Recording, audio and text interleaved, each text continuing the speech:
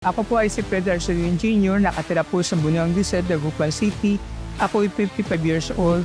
Ang aking prostate enlargement ay malaking-malaki na at kailangan na raw operahan. At nagkaroon din po ako ng sakit po sa liver cyst. Nung umiinom na po ako ng mahigit 2 linggong pag-iinom po ng Ikarma, naramdaman ko po na bumaan ang aking pakiramdam. So, nagpa-check po ako. So, ang aking prostate enlargement, 58 dati po noon. Ngayon po ay naging normal na po ng 25 sa edad ko pong ito. Maliit na lang po ang aking cyst doon sa liver.